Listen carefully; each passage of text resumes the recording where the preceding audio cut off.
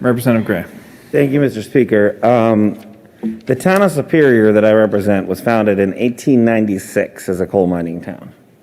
And it's grown into being more of a suburban community where most of the folks live, but the old town Superior has stood for over a century, and it's gone. All of Old Town Superior burned to the ground. All that history, all of those properties burned, and we lost all of it. And that community is very tightly knit around that history. You know, I'll tell you one quick story to try to understand it, because that's also where Town Hall is. Town Hall's on that side of there's newer suburban developments on the eastern side. The western side was Old Town, and that's where Town Hall was too. And I was talking to the mayor pro tem, because when you're a legislator, you feel powerless sometimes, because I don't have anybody to order into an emergency center. Like I don't have things to do. But I called, talking to the mayor pro tem, and I said, like, what do you need? Like, is there anything I can do? What do you need? And he's like, well, and I don't know if y'all remember the timeline, but the fire happened on one day, and there was a snowstorm the next day. And he's like, well, our snowplow's all burned, and it's going to snow tomorrow. And thanks to the efforts of Boulder County and CDOT here in the state, we made some phone calls and made sure that the folks who still had homes and wanted to go back into their homes and see what was left of them had a chance to get back in.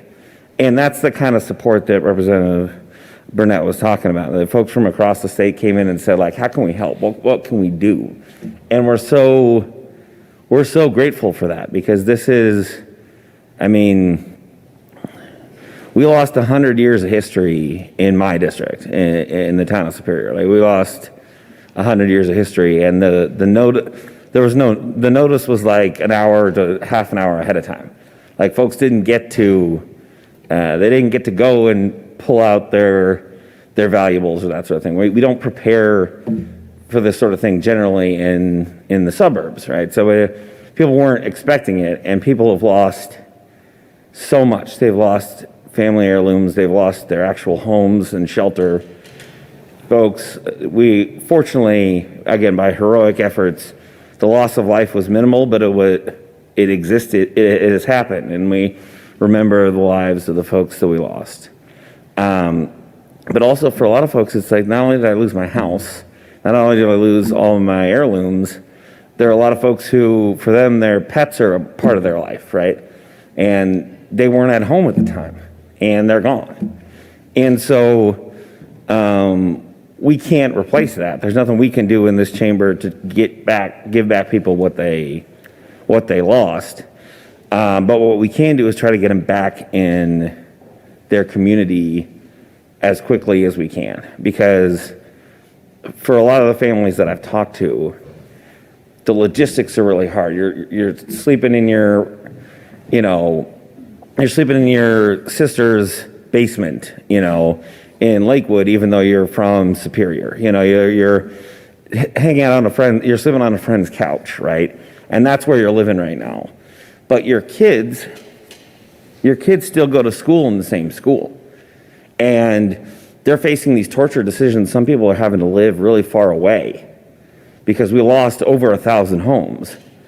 But it's really hard to look your kid in the eye and say, look, you lost your house, you lost your room, all of your things are gone, and also we're going to try to put you in a different school and you're going to lose your friends also. Like, nobody's actually doing that, but the burden it's putting on people's families where they have to then, you used to have a 10-minute commute to drop off your kids, now you've got a 45-minute commute to drop off your kids.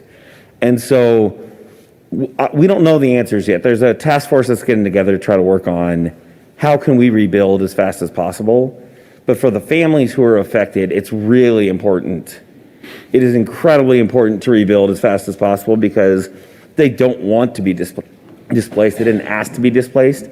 And I don't have any ask for folks in this chamber right now, but I may later, to try to help people get back into, they're never going to get back what they lost, but to be able to get back into their community as quickly as possible. And I thank you for all the support that everybody has offered me and has offered to my community as a result of this fire. So thanks a lot.